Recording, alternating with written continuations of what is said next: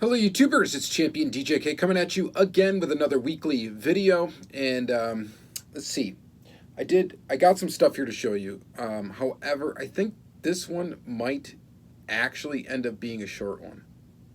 It might. It's definitely not going to be as long as they usually are because there's not as much stuff to show. But starting with, it still wasn't a bad week. I did get an ultra red, a loose ultra red, from Deathstalker 182, I think that's his name, on Instagram. He's actually somewhat local to me. He's in Wisconsin, and he put some stuff up for sale. It gave me a good price on this one, so I had to grab it. This is a Mustang Mach 1. This is from License Premium Release 2. I did not have this one, so now I've got this one checked off of the list. It's not in perfect shape. There's a couple of little flaws to it and whatnot, but it'll suffice for now. We'll show that close up, of course, in the second segment of the video. I did also get a bunch of Kyosho in. So I got 5 different Kyosho cars in that we're going to take a look at up close in the second half. A couple of Ferraris. This one is the 250 LM. So we'll take all these out of their package, off the base, and all of that good stuff, and take a close peek at them. Second half. The 512 BBLM. That is a really cool one. Excited to pop that one off the base and take a look. And then this is an interesting one too, the Testarossa Spider. So you probably can't see these really good in the bubble right now, but that's okay because we're going to remove them from the base and we're going to take close looks at them. And then a couple of Maseratis. The Maserati Ghibli, which is that one right there. Pretty cool. Very close to the Camson. I don't know how to pronounce that, but very close to looking to that car, which I already have. And I'll pull that one out so we can compare the two in the second segment. They're very close to each other in looks. And then the Maserati Bora, which is definitely a cool Maserati. So I think I just need the Maserati Merrick and then a Merak or whatever. And then I'll pretty much have all the Maseratis I could ever want, except for maybe the, what is it, the MC12. I still want one of those. I think that would be really cool to get. That's more of a Le Mans car or whatever. All right, so 5 Kyoshos, got the Ultra Red. I decided, I had this yet, I have not opened it, this Maserati MXR. This is a Super from 2015. I decided I'm going to open it and keep it. I wasn't sure if I was going to keep it or trade it eventually or whatever. But I am going to open it and keep it. Reason being is I think I got a thing for red Supers. And I know there's a lot of them. There's a lot of red Supers out there. There's a big one out there, the Datsun 510 wagon, that's going to be tough for me to end up with. I don't have one of those. Definitely want one to check one off the list, but I think I'm going to start kind of collecting red Supers. I like Ultra Reds. Red Supers, kind of my favorite color. Or do you think that's kind of boring and plain that I'm collecting, you know, red things? I don't know. But I've always liked like a deep translucent color red. I have a guitar that's that color. Just always been a big fan of it. So anyway, I got the regular one and the Super. So we'll go ahead and free these pieces in the second segment of this video. All right, so there's that. And then, let's see here. I grabbed some random stuff from the Chuck collection. Just some minor things. Nothing real major here, but 3 Dodge Caravans that I did not otherwise have. So there's this one. There's this awesome Barbie one. We'll talk about these in the second segment. And then this third one here, this Metro Hotel one. So those are cool. And then another casting that I kind of loosely collect, or kind of trying to get all of them, is this Toyota MR2. This is an older Hot Wheels casting. And I always thought it was pretty cool, and I had a couple of them when I was a kid, so I thought it would be cool to kind of, I'm not really like hard going after all the variations of it, but Again, if I see one that I don't have, I'll grab it. So these are those two that I just added to that MR2 collection. I do have quite a few other ones already in the collection. So there's that. Another two loose cars real quick is these two gassers. I actually didn't have these. At least I don't think I do. I might have this gold one somewhere. I don't think I had this flat black one though.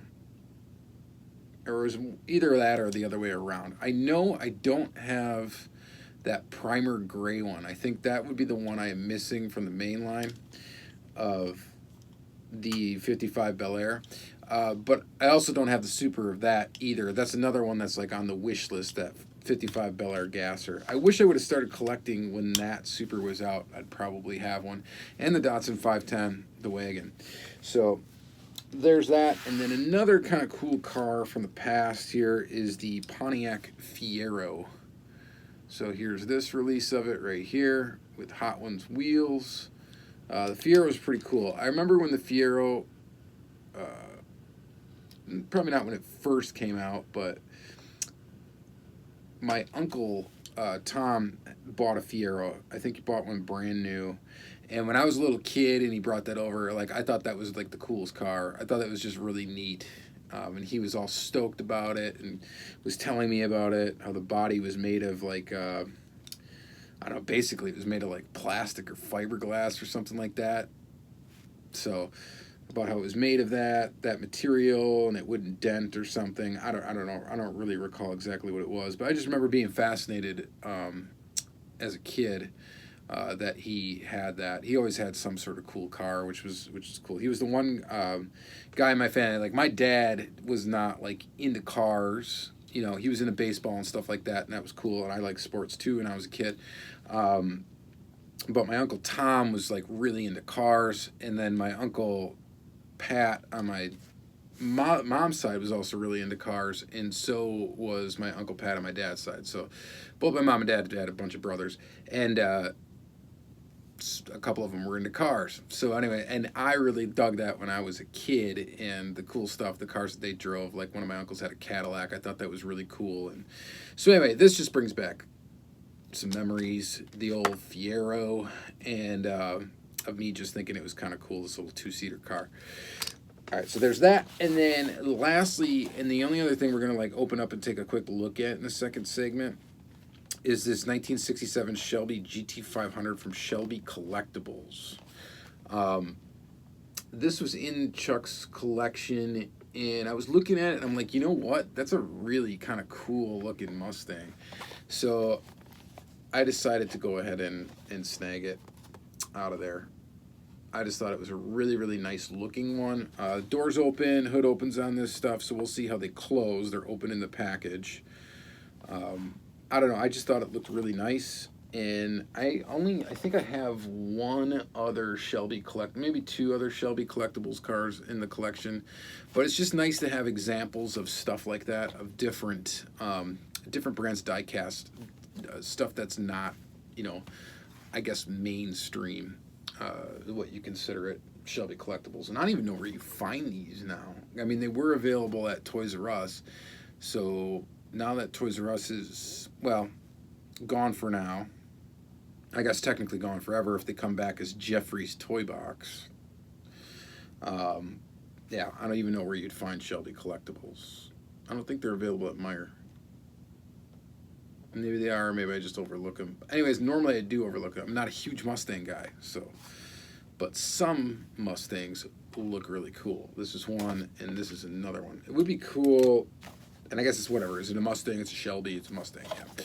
All right, so that's it. We're going to take a look at those items in the second segment of the video. Thanks for watching another weekly episode, so stay tuned. We're going to look at some of that Kyosho close up. I hope you enjoy it. Tell you a little bit about the cars and all of that. Next week should be probably a fairly big episode again, because my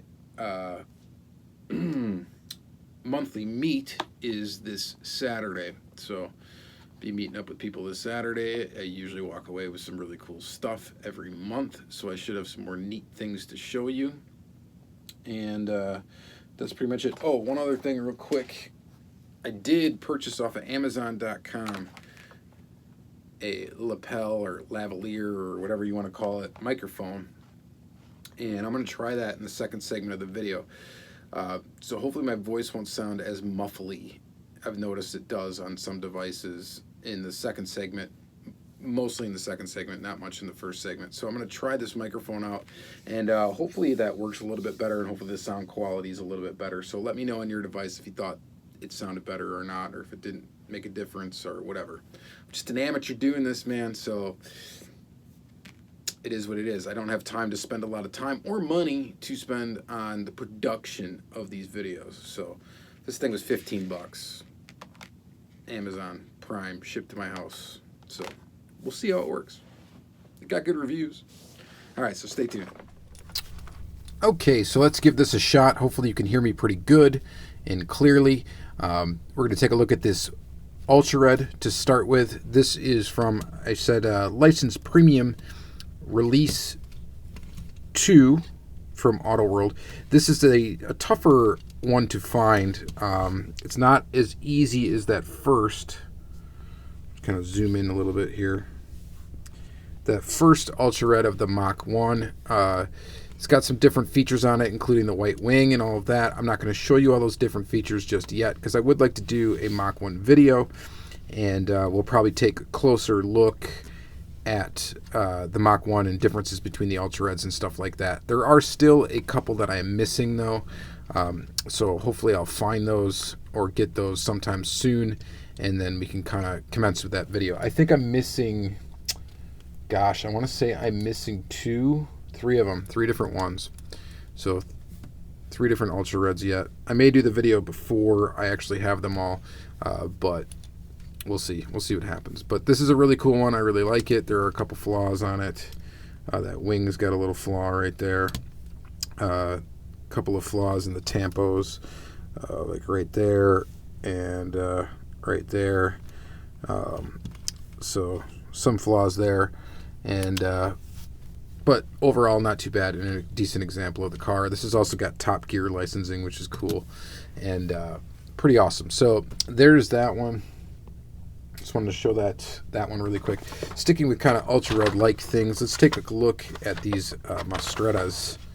The Maserati MXR. Let's see how you can hear the opening of a car on this camera. Go ahead and open it up. So here is the enamel red. Looks very nice. The Maserati, by the way, is a real car, in case you did not know. It is like one of the first, I guess, sports cars or whatever to be made, designed and made entirely in Mexico. So pretty awesome. And then this is the Super Treasure Hunt version of it. Very basic. It is basically the same. I don't think there's any added tampos, but of course you've got rubber tires with tread, some sweet real riders, and other than that, it's pretty much the same. I don't even think this... Oh yeah, it's got the TH logo on the back. So you got your taillight tampos, TH logo on the back. So pretty sweet little Hot Wheels car. It's got that oddball upturned chin, which is supposed to make it good for track. So you could put this thing down a track. So it's got that goofy look going on to it, but it is a translucent red Super, and so I am into it.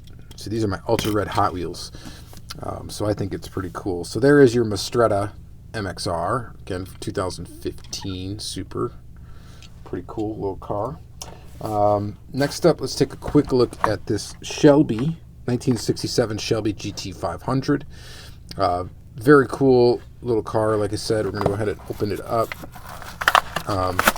Shelby collectibles, does it say scale on it? I mean, they're made to be like 1/64 scale. I don't know how scale accurate these actually are. It's not like they claim to be like Auto World would. Go ahead and open this up. This one, ooh, this one's going to have stuff I'm going to have to cut off. I absolutely hate when cars are like banded on this packaging, and hopefully I've got the correct tools here to do the job. use that blade. It's always nice to have one of these handy for vehicles such as this. Go ahead and just cut that right out and open it up. So, sorry for not opening it up prior, but here is the car. So we got a little wheel issue here. Let's see if we can fix that really quick. Yeah, it looks like it's easy enough to fix. The tires seem pretty good. They're like a soft rubber. The car looks, I think, really good. You guys will have to let me know what you think in the comments down below. Do you collect these Shelby collectibles? If you're a Mustang guy, do you collect them? How do they compare for you to other brands? So it's got kind of a mix between like Greenlight and M2 thing going on with it. Here's the back. So you got inserts for the tail lights. They're not super detailed, but they are inserts. You got this nice striping up here. You do also have inserts for the headlights, the headlamps. Of course, opening hood with a pretty detailed motor in there. I think that looks pretty good. And then you've got opening doors, which take them or leave them. These are done fairly well. Excuse me. Interior seems pretty good, pretty detailed. The hood stays open, which is pretty nice, and opens really easily. So that is about as good as you can do an opening hood. The doors shut, line up good, and stay shut right to the body. So whatever the mechanics are behind this little car with opening features, they did a good job on it. So pretty awesome, actually. So that is a cool little addition, I think, to my collection. I like it. It's not like I'm going to go after a bunch of it's screwed together, by the way, too. It's not riveted. Not like I'm going to go after a bunch of Shelby collectibles, because like I said, I'm not a huge Mustang guy at all. But I think these are pretty cool. They're just kind of neat. All right, let's take a look at some Hot Wheels real quick. Got the Toyota MR2. Not going to spend a lot of time on this. This purple one's from 1999 mainline. The white one's from 1998 mainline, I believe. There's so many different variations of this car, so I'm not like crazy about going after all of them. But I think it's pretty nice. It's a pretty nice casting. I like the way it looks, and like I said, I had one of these like with Ultra Hot Wheels when I was a kid. I probably still have it somewhere, so I think it's pretty cool. So there's those. Next up, we got the Dodge Caravans. Take a quick look at those. Barbie Caravan. This is from Toys R Us set from the year 2000. And then the Police Academy one here is from 2003 mainline. Really a goofy one. I'm after all the variations of this minivan. As you guys may or may not know, I'm totally a minivan fan. Can't wait to get another one someday. And then this Metro Hotel shuttle. This Metro Hotel one was in a 5-pack, and then it was also in a mainline release, 1999. So there's that. In the Barbie one. The Barbie one is definitely the coolest. Pretty cool. All right.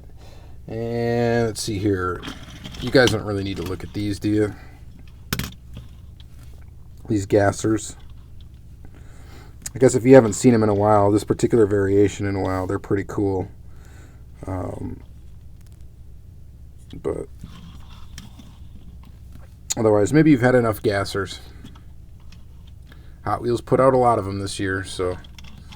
But there's a look at some of the first two. And then the Pontiac Fiero. This first one came out in 1985. It was the original release of it, I believe. And I think it looks pretty awesome. The tampos are pretty cool. So it's like a black wall. And then this one came out, I believe, in 1987 with this red, white, and blue Tampo scheme.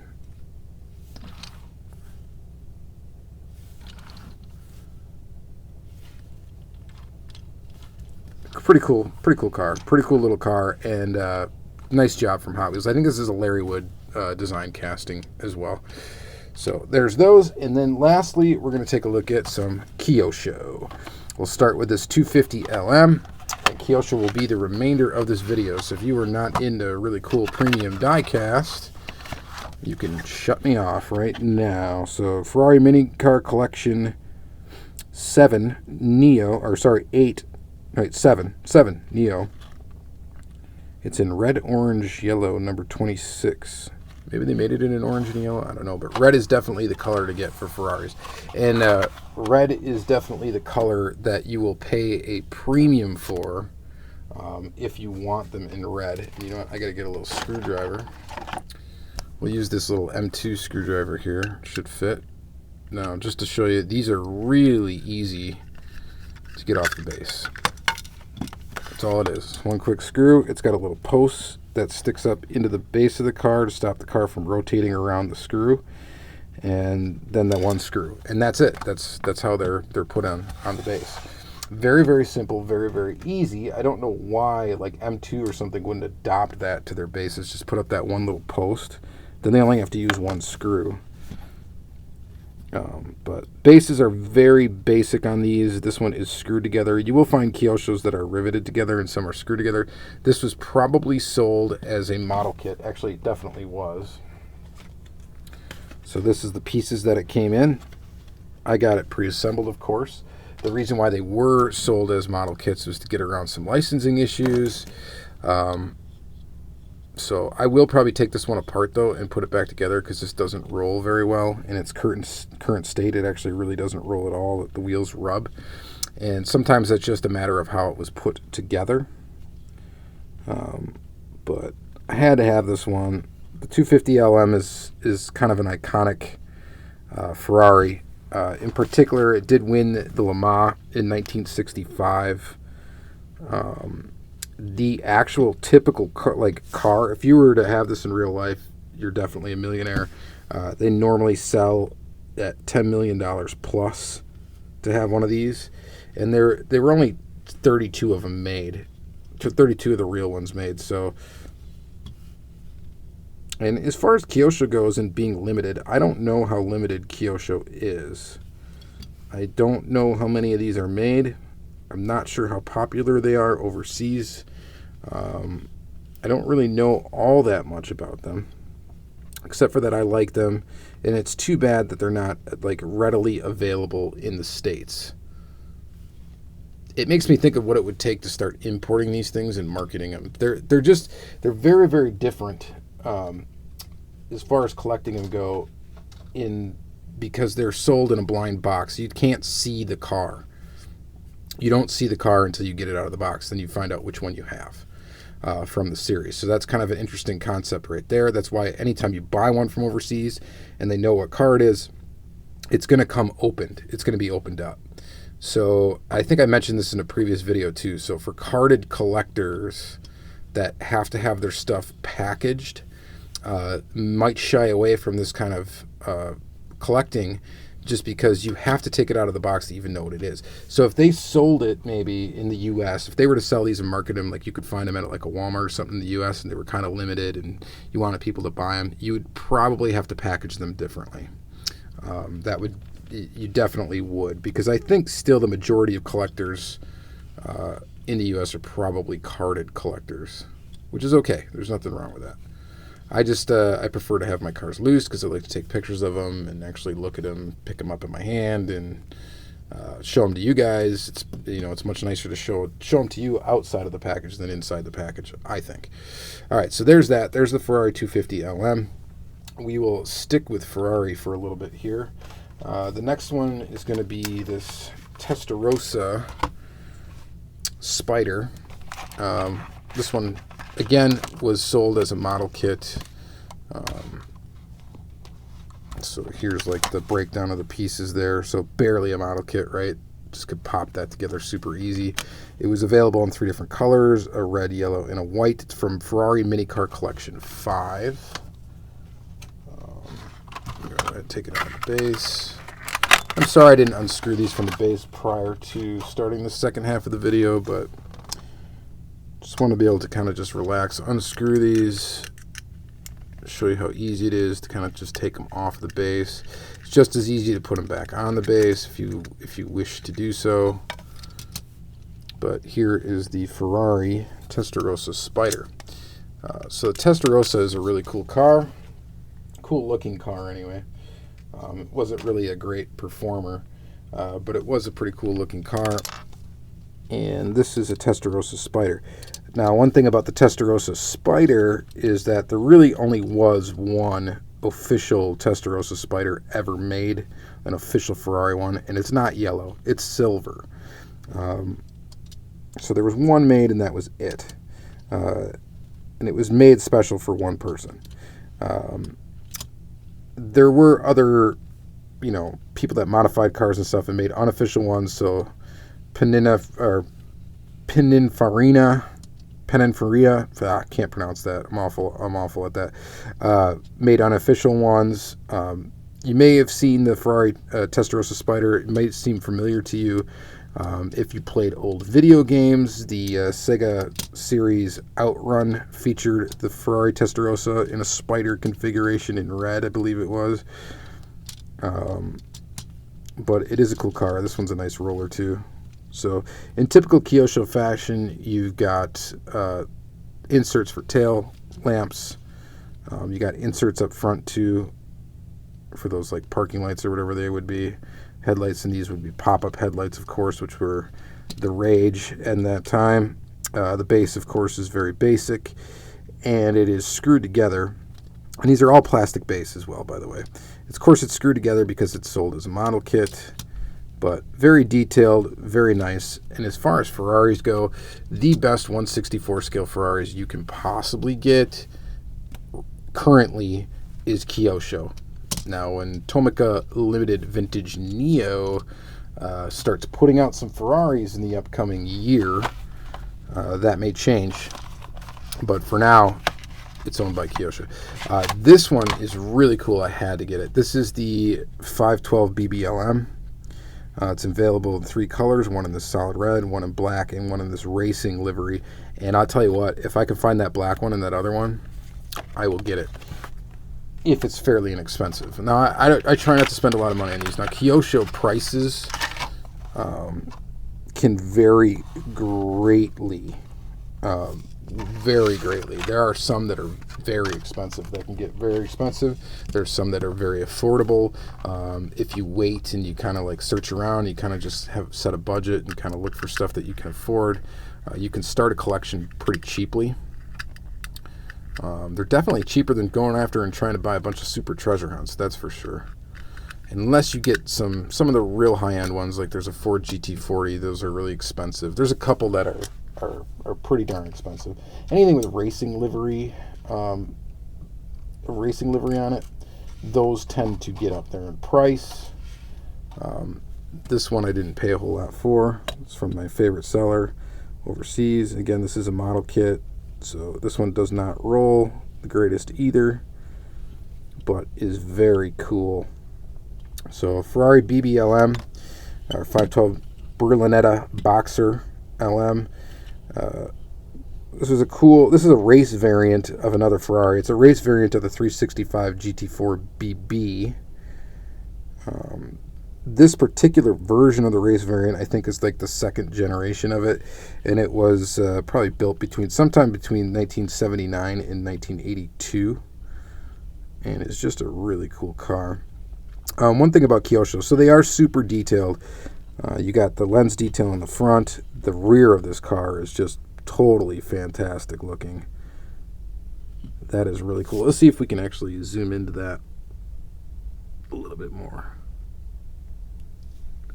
So, let's see if we can stop it from shaking here. That is cool. You can actually see through that into the back of the car. And then, of course, you got your exhaust. Just fantastic looking, cool looking car. I'm trying to zoom back out here. So, just a really cool looking car. One thing about Kyosho is they do come in kind of varying amounts of detail. So you can see through the car right here. They come in varying amounts of detail. And this one particularly, and a lot of them don't actually have much for engine detail. So even you can see the motor over here. It's got a lot of detail sculpted wise, but it's not like painted. So there's not a ton of detail inside of there. But still very, very cool looking and highly detailed. The outside of the car is highly detailed. Still, best Ferraris you can get in 1/64 scale. Hands down, for sure. All right, so those are the 3 Ferraris. Now we can take a look at the Maseratis. I'll actually start with this one. This is the Ghibli.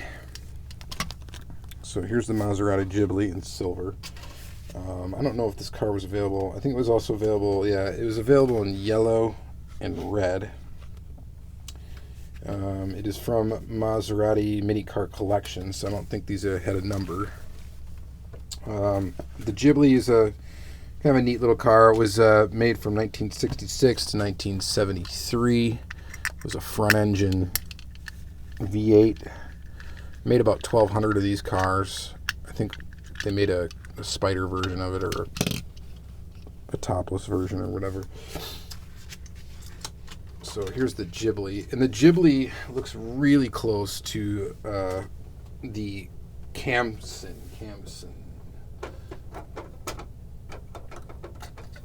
Again, a car I have trouble pronouncing, but here is that one. So you can see how they look pretty close to each other. Here's that one, and there's the Ghibli. So the Ghibli would precede this car. Looks pretty good. Lens detail in the back. And here's the Ghibli. Cool, they put that tailpipe there. Again, very, very detailed, very awesome. These are riveted, so these don't get sold as model kits. These are actually riveted. This one's got a little bit of added detail too on the base with that. So again, variances in detail. And the newer the Kyosho, I've found most often, the better it actually is. There were some older Kyoshos that were very fragile, that were still very detailed. If you get one that's like in the beads collection, those are super detailed, but they're very, very fragile. You wouldn't want to put those in a jammer. You want to put those probably right back on the base to protect them. But yeah, so then the last one we're going to look at is the Maserati Bora.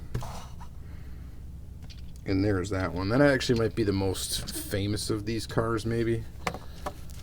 The Bora. Either the Bora or the Merrick. So the Maserati Bora was basically made to compete. It's a mid-engine. It was made to compete with the Lamborghini Miura.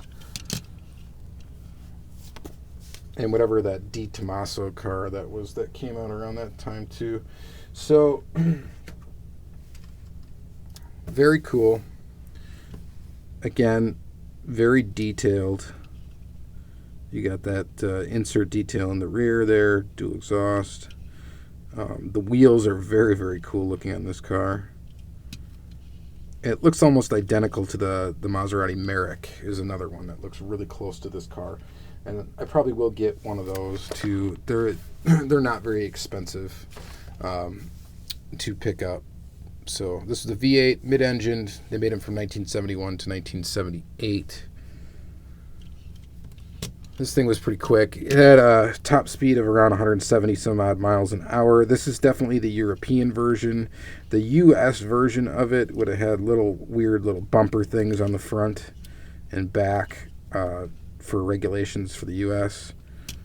So definitely the European version looks a lot nicer without those added bumpers. So, all right. And that's going to be pretty much it for this episode. So I hope that you guys enjoyed this one. Thought it was okay. I didn't really have a ton of flashy stuff to show you, with the exception of these Kyoshos. And you guys know I've been really digging on Kyosho lately.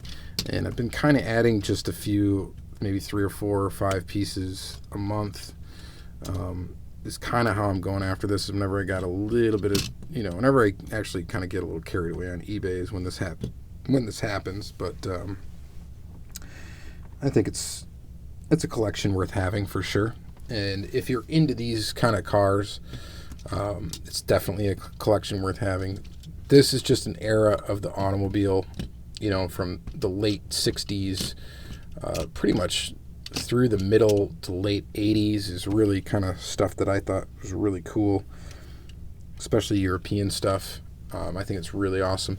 I mean, man, if a company started doing this stuff in the U.S., I think they would sell quite well, started packaging for U.S. marketing, especially if like someone that did them as quality as like Auto World, like Round 2, were to come out with a line of cars that were, European sports cars or iconic cars from like the 70s and 80s that weren't all just U.S. muscle cars. I think they would do really, really well actually in stores. At least I know they do really, really well with me. So maybe you guys would agree with that or not. Actually, let me just do that. That's a poll. You guys tell me if Auto World were to expand their tooling catalog and start to get into making other types of stuff besides U.S. Made mostly muscle cars, what would you want to see them put out? Okay? Let me know in the comments down below. And that's going to be it for this weekly episode, guys. Thank you very much for watching. Hopefully I'll have some really cool stuff to show you in the next one. And enjoy the rest of your day.